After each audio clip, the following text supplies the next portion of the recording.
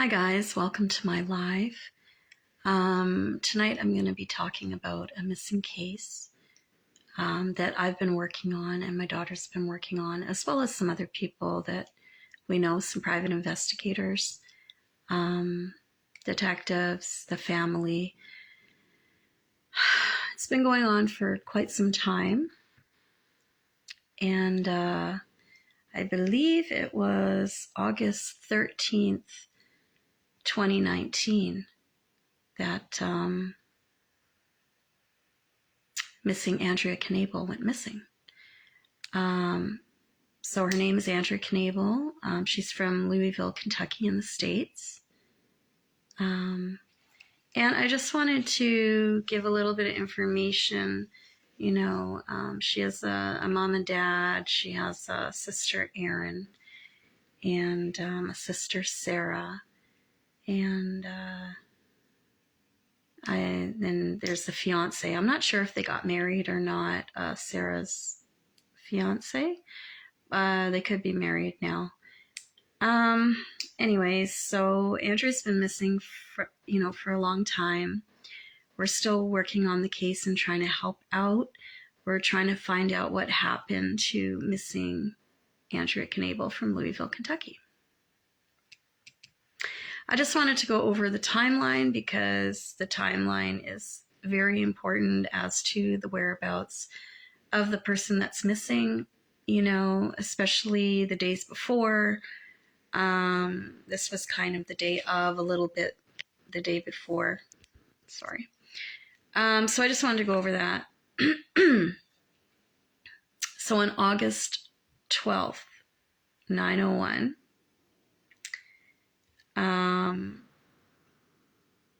she leaves her mom's house, and that's in the 3000 block of Chickadee Road. I just want to put these in order because it's just kind of weird how all this happened. So I just want to make sure that I'm getting the timeline, kind of straight for you, because I find the timeline is like something really, really important.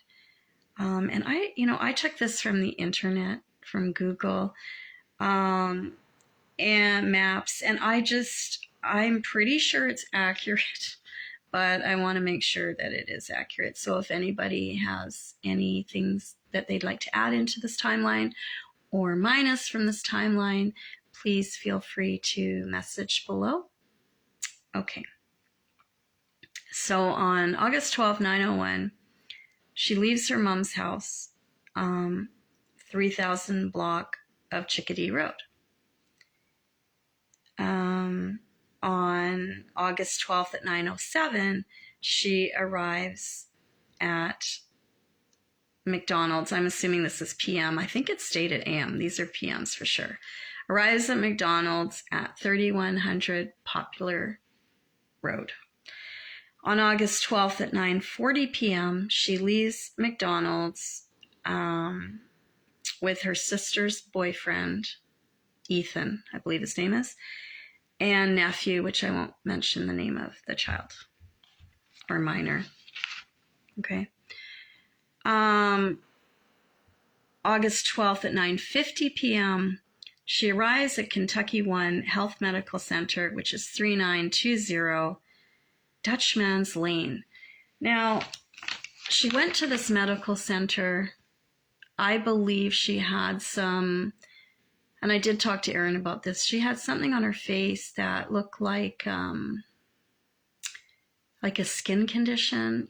People are like, oh, she's into meth and all this. I don't believe that's what it was. I think it was a skin condition. Whether she was doing drugs or not is really irrelevant, because it would have just brought the skin issue out worse, in my opinion, because, or it's just a bad skin condition, because like I do have psoriasis myself. When I'm under a tremendous amount of stress, it gets worse. So I just think that, she went there and she went to get a cream for her face. And she did go to this place, which is called the Kentucky One Health Medical Center, 3920 Dutchman's Lane. I am actually from Canada, Vancouver, BC, and me and my daughter have been working on missing cases all over kind of the States, Vancouver, pretty much the world sometimes. And so you can do a lot from a different country as long as you're connecting with family, detectives, PIs, stuff like that, cops, and you're okay. Okay, so she goes there. And then on August 12th, 11:22 p.m., she leaves Kentucky One Health Medical Center. Okay, so we're down to 11:22 p.m. on the 12th, okay? So just keep that. On August 12th at 11:34, she goes to her mom's house. She arrives at her mom's house.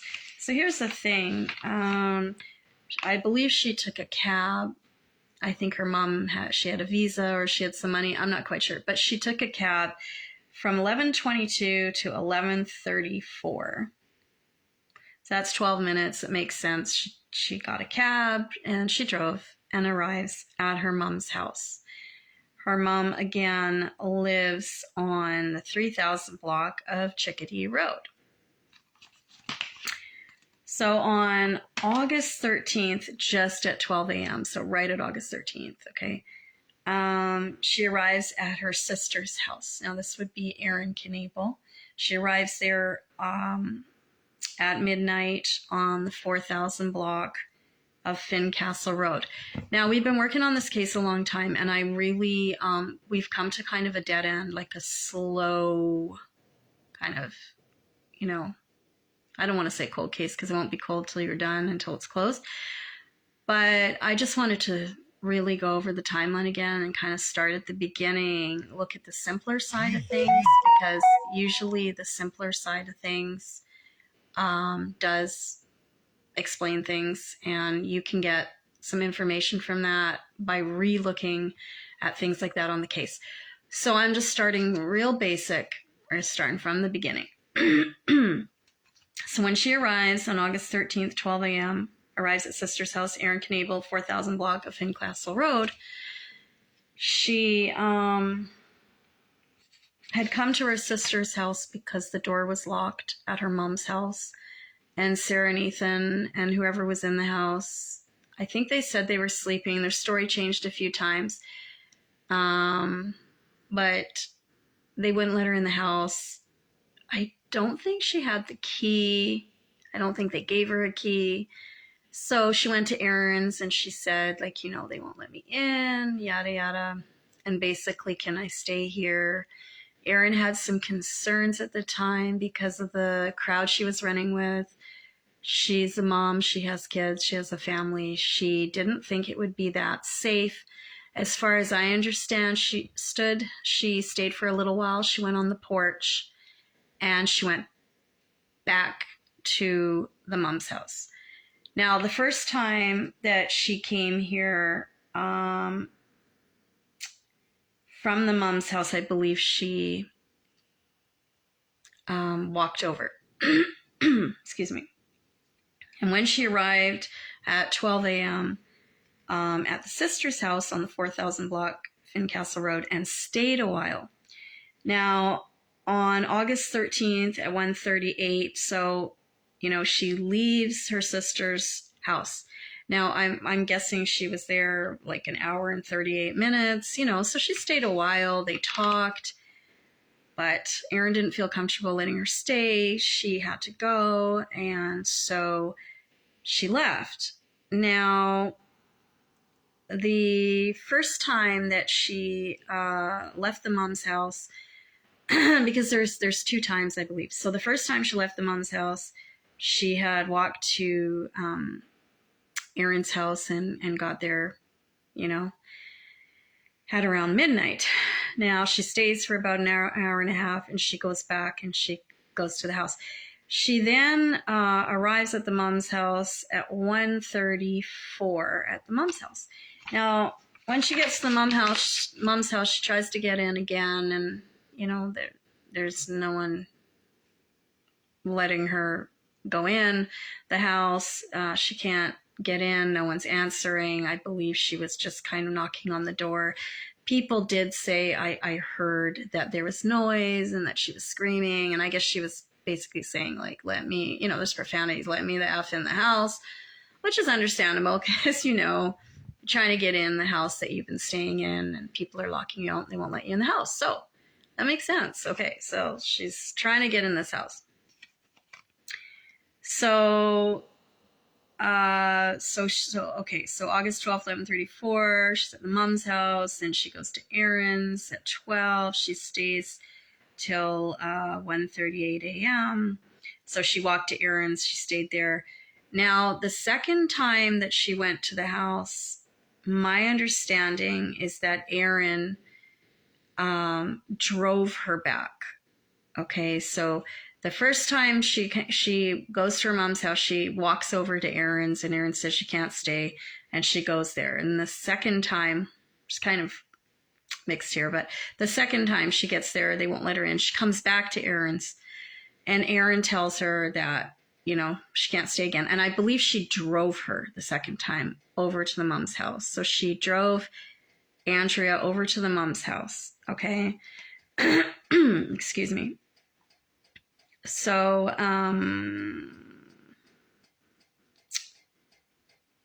so she came back. Now, the time when she got at August 13th, 1:53 a.m., when she got to her mom's house, though, the phone was active. It was sometime in between 1:54 a.m. and 6:31 a.m. that she had gone back to Erin's and back to the mom's. That was the second time that Erin had drove Andrea back to her mom's. Now, at 6:31 a.m., the phone was active at the mom's house. Now, there's talk about, that's the timeline, okay? There's talk about her walking down the street. There's talk about hitting up near a house, which I won't give the details about, and the phone pinging. From Erin's house to this house, I don't believe it's far. From the mom's house to this house, I don't believe it's far. Now, so the thing is, it could have been a tower that shows like Erin's, the mom's, this house. I think I can say the pink house because I think it was put up in the public eye.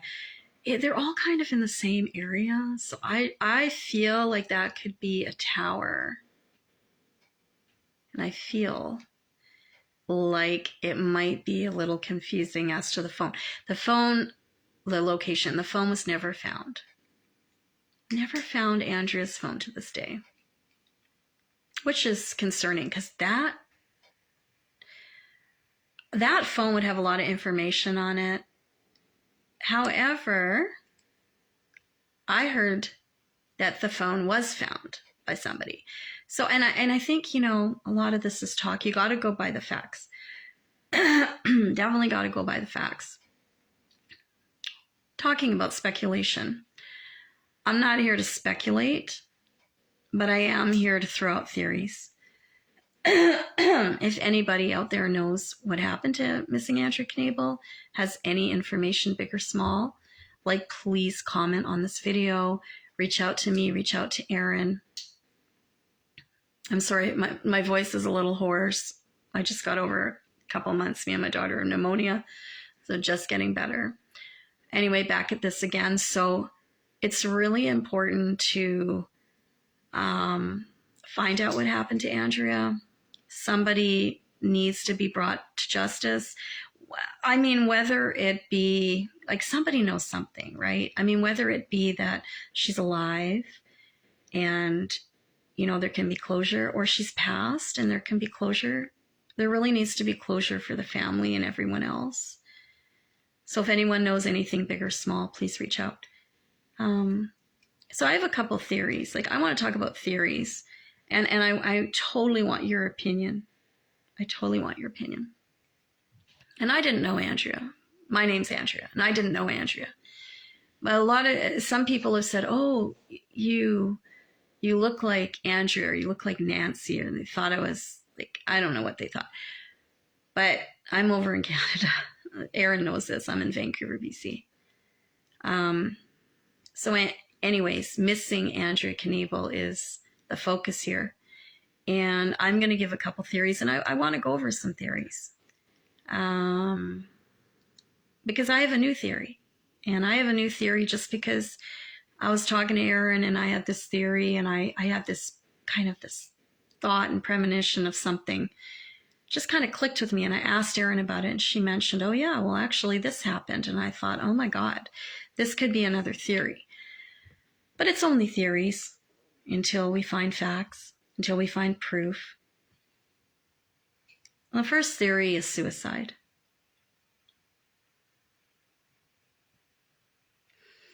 In my opinion, and this is just talking to the family and just my own observations, I don't think it's suicide, because suicide, Andrea seemed like a really strong woman. I don't think she would commit suicide. I know things were getting tough, but she just dealt with stuff. Just seems like she dealt with stuff. She's also a mother. She loved her kids.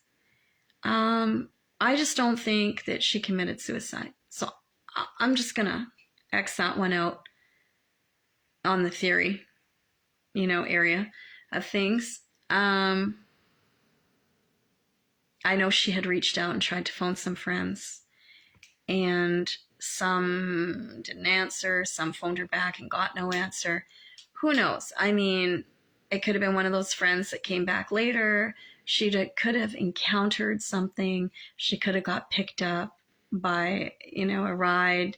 She could have hitchhiked for a while. I mean, there's that.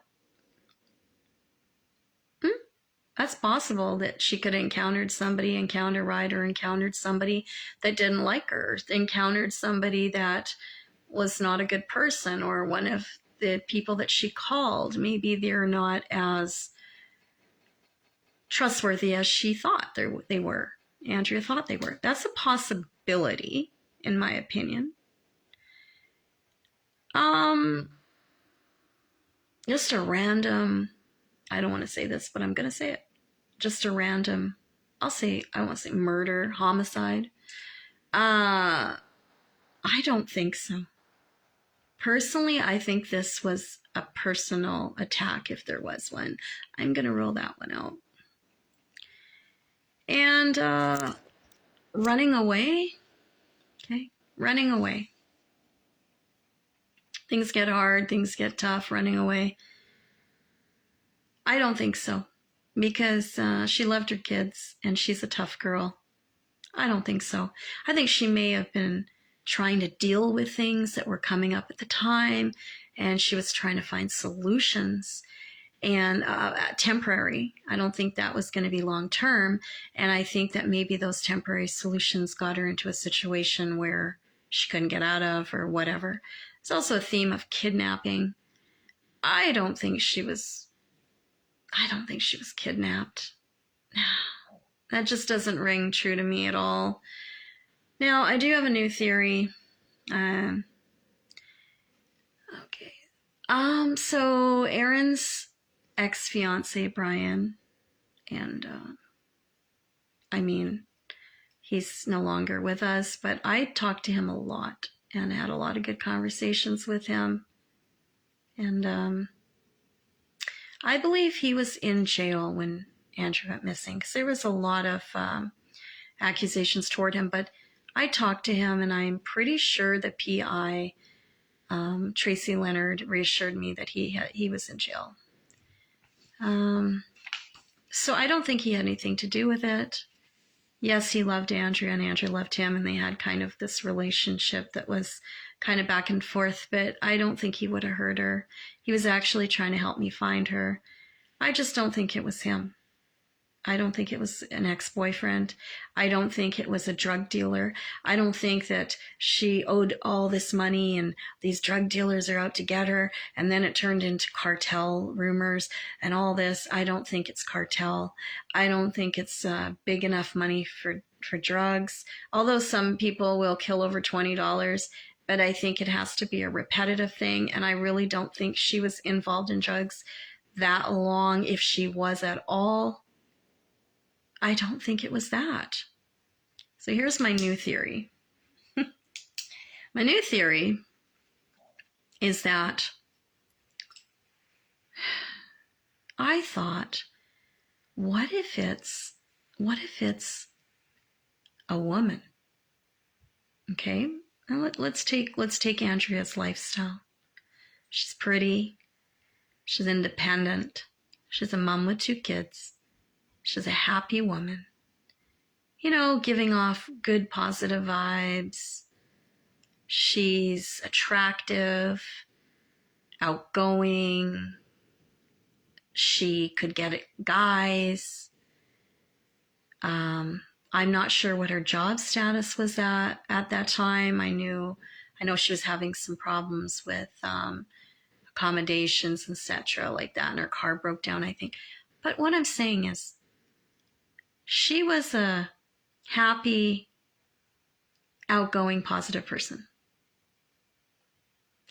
And I know that a lot of women feel threatened by that. And especially like if she's popular with the men. And you really don't know what women are thinking, like, oh, you know, if they like some guy and then Andrea likes him, or he goes for Andrea or whatever. So here I am thinking, maybe it's a woman. Maybe it's jealousy, which would be a motive. Maybe it's to do with a man or whatever. And I feel that it could be a woman. So I asked Aaron, I said, is it possible, was Andrea being harassed by any women? Okay. And Aaron said, yes, she was. And they had gone to a park and they talked about this, how she was being harassed by women. Although Andrea did not give names of the people that were harassing her, it was a conversational piece that there was some girls bullying her or harassing her or giving her a hard time, whatever you want to call it. Some girls. 1, 2, 3, I don't know. But here's my theory. What if something happened where they were harassing her and bullying her and, you know, for whatever reason, doesn't really matter, does it? Doesn't matter what the reason is. It matters that they were harassing her and bullying her and like getting on her case.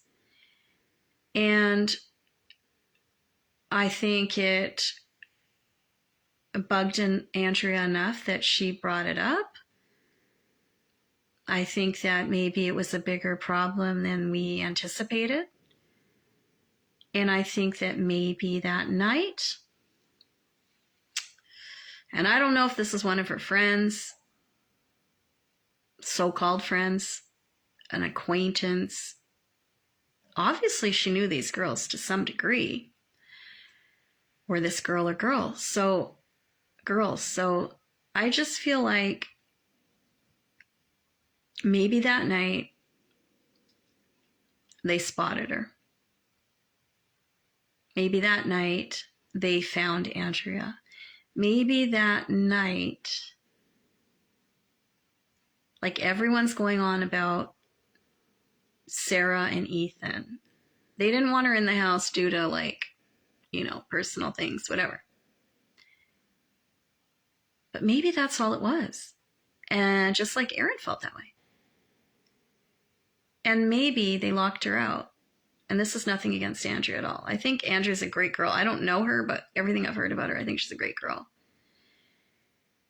But maybe they felt this is not safe or whatever, locked her out. And maybe that put Andrea out into the streets. And maybe because it was so late, maybe people did come across her, right? Maybe she even knew one of them and asked him for a ride.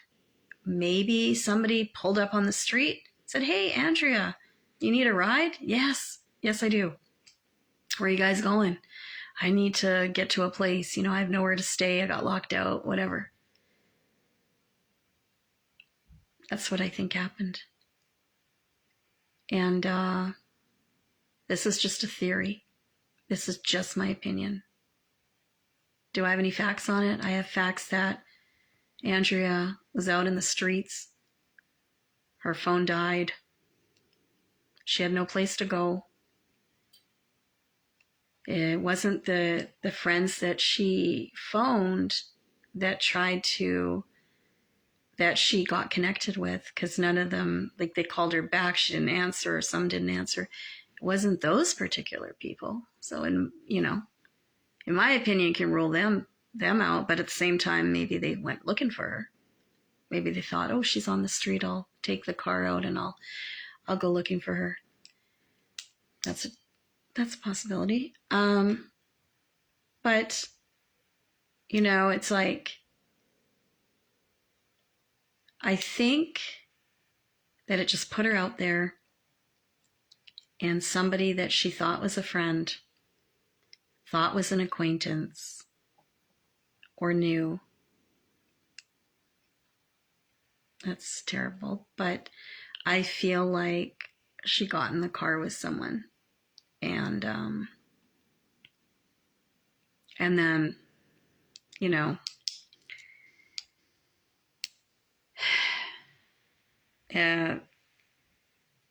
I don't know. I mean, it's been a while. I hope she's still alive. And I always had hope and feeling that she's still alive. And she could very well be still alive. At the same time, there's that other side. And I think that could be the theory. That's my new theory. And that's after revising everything for years and coming to this conclusion that I don't think it was a guy. I think it was a woman or two. And I think that side of things has to be investigated. So everyone, woman-wise, that knew Andrea. Some women can be so vindictive and so hateful and so jealous. And Andrea was definitely a person to be jealous of. So I just feel that that's the case. And I really want to thank you for watching. And that's my new theory. Please tell me below what you think. If you have any information, you can PM me personally. You can PM Aaron. I mean, as far as I know, this case is still open. But at the same time, you can always contact family or me. I do talk to Aaron, so anything that came to me that you would want to go to the family would. And if you want to remain anonymous, that's okay too, because I can just take the information and then look into it, or pass it on to Aaron and look into it. You can still remain anonymous. I'm big on anonymous. When I phone the police, sometimes they're like, oh, well, we can't really take that unless you have a name. And it's like, no, I know that's not true. I know that every lead that I give you, you have to look into it. By law, you have to do it. That's what you have to do. So you have to look into that, and you have to go down that avenue. And maybe you might need the name later, but, to make it more valuable or whatever. But at this time, no. Like, let's go down that avenue and see. So if you want to remain anonymous, it's totally fine. See, this gives me a whole new avenue to look down. I already have names popping in my head of who Andrea knew. Some women that weren't, I wouldn't say they were very good friends. I mean, she might have thought they were good friends, and maybe they displayed that for a while, but there's some very untrustworthy individuals and women that knew Andrea that have a bad background. And I know this for a fact because I've studied this at the beginning, and I've talked to a lot of people in Louisville, and I've heard a lot of things that some of these women are shady. And so I think that's the route that I'll be looking into and going down, and we'll see if anything comes out of that. Also, still in contact with Aaron and a couple PIs, and there's another PI actually that wants to reconnect with me, and I'd like to reconnect with them so we can work on this together. Of course, always including Aaron in this. I know her dad is very, involved, I think, with the police officers and everything, so that's great. But, just keeping everyone in the loop, working together as a team, and the more the merrier. I just feel somebody knows something, And here's the thing. You can not say anything, right? Let's just pretend you don't say anything. Let's just pretend you know something and you have information, but you're scared to say anything and you don't say anything. So let's just say you don't say anything and you're waiting. You're like, oh, well, one day, they'll get the answers. Well, one day they'll find out what happened to Andrea, if something happened to her or not. Well, one day they'll figure this out. But maybe not one day that won't happen, right? And so we need that information because we need to find out what happened to Andrea in any way, shape, or form. And to find her, to, put someone to justice, to have peace for the family. Also, too, like another thing is, what if she was really badly injured and has amnesia or something? You know what I'm saying? Like, there's so many different things that could be going on. All the information that you give is so important. All these little tiny pieces, they make into one big, huge puzzle, and we can figure out stuff together and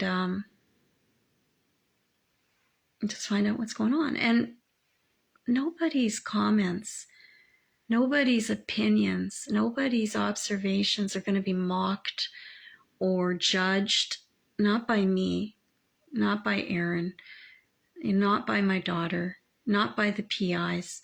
I don't know about the police officers, but I honestly feel like it's really important to give as much information as you can. I really want to solve this case. I want to solve this case for a few reasons. For one, I'm drawn to Andrea. I think she's a great girl, okay? I just want to solve it for my own satisfaction of solving a case. For Andrea personally, for herself, for her family, for Aaron, for her dad, for her kids, for the whole family to have answers and have closure, whatever way those answers and closures are. So please, if you have any information, if you know anything big or small,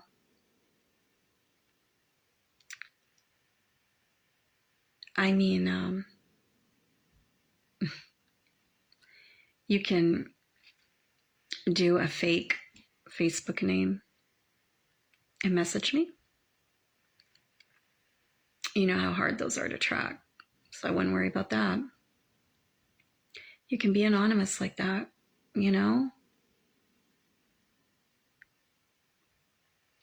If you know someone that's a friend of yours that has information, tell me the friend's name. That's happened so many times, and then I just contact the friend. Of course, make sure they're okay with me contacting them first. And if they are, I'll just reach out to them. I don't have a problem talking to anyone. And I don't use discrimination, okay? I know the police are like, oh, they're not credible, this and that. I don't use discrimination because I've talked to drug dealers. I've talked to criminals. That is not my business about that. That's not what I'm looking at. I'm looking at the information that you're giving me about Andrea Knapel. If you have information or facts about missing Andrea Knebel, I want to hear them. Okay? My daughter wants to hear them. So my daughter's not on here, but she does think she works with me. Aaron wants to hear them. The PIs want to hear them. Right? The detectives want to hear them. Any information. Doesn't matter who you are. And I'll tell you this. Some of the most and greatest facts and information that I've got are from drug dealers and criminals because they know how things work, right? They give me information and me insight. This is how this underground world works. This is what would happen if Andrea did this and went into this area and met with these people. This is what would happen if she's, owes money to the cartel and yada, yada, yada. The more information, the better, right? That's what it's about. You know what I mean? So that's what I'm trying to say. So if you have any information, please reach out. Love you all. Peace. And hope to hear from you soon with your opinions, your theories, your information. I'll try to get this put also for Aaron on Aaron's groups, like Missing Andrea Knebel and stuff, because, there's a lot of people that come on there and circulate, and I really think that would be great. And I just feel like we are going to solve this. Like, I do feel like it's going to get solved. It's just a matter of time, and it's just a matter of one person coming out with a little bit of information, maybe a few people, but not giving up, And I love doing this job. I find it extremely rewarding, and I love investigating, and I love taking a puzzle and piecing it together and really brainstorming and going from the beginning to the end and everything in between. It's great. So please, and also, I'm sure Aaron, there'll be a picture of Andrea as well, but I'm sure that I feel like also,